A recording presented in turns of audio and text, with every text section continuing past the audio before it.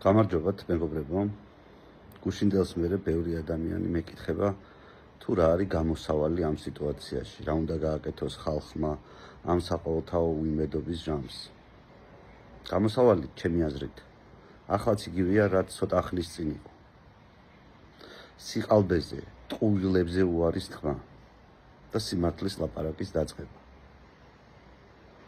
ინგა გრიგოლიობაზე უარის თქმა, პაატა ბუჭულაძეობაზე უარის თქმა, ფეიქ ჟურნალისტიკაზე და ფეიქ პოლიტიკოსებზე უარის თქმა. და მცდელობა იმისი, რომ კარგად გავიაზროთ, ღრმად გავიაზროთ თუ რა პრობლემებში ვართ. ღრმად გავიაზროთ ის თუ როგორი საქართველო გვინდა.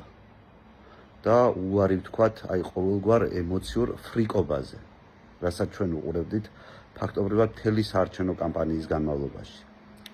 ჩვენ უყურებდით ამ პერიოდის განმავლობაში არა გულწრფელ პოლიტიკოსებს, არა ჟურნალისტ, არა პროფესიონალ მსახიობ ჟურნალისტებს. და შედეგიც მივიღეთ ის, რაც ამას მოყვება ხოლმე. როცა რევოლუციაზე მიყვები ფეიქ პოლიტიკოსებს, როდესაც პაატა ბურჭულაძე გონია ჩე გევარა, როდესაც მედია ხაზარაძის ძეგლთან თაყვანისცემით არის დაკავებული და ხალხს ატყუებს. შედეგი თავისთავად ცხადია, რომ ეს იქნება. ახლა მივიღეთ სიტუაცია, როცა ფაქტობრივად ყველა პოლიტიკური პარტია განადგურებულია ჩვენს გარდა. ჩვენ რაღაცნაირად სახე შევინარჩუნეთ ამ არჩევნების შემდეგ. და სახე შევინარჩუნეთ იმითი, რომ არ ავყევით ამ პროპაგანდას, არ ვატყუებდით ხალხს ცრუ იმედებით და ცრუ მოლოდინებით.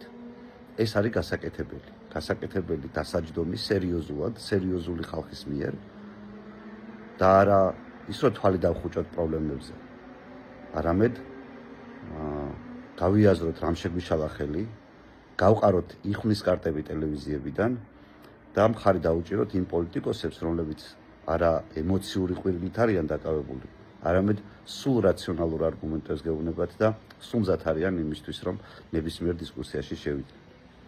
მადლობა ყურადღებისთვის და მე იმედი მაქვს, რომ ეს არჩევნები და გუშინდელი დღე ზოგადად ბევრი ადამიანისთვის იქნება ჭკუის მასწავლებელი, თუ როგორ არ უნდა აყვეს ცრუ ემოციებს, ცრუ მოლოდინებს, რათა მერე იმედები არ გაუცრუდეს ისე, როგორც დღეს არის დეპრესიაში ჩავარდნილი საზოგადოება.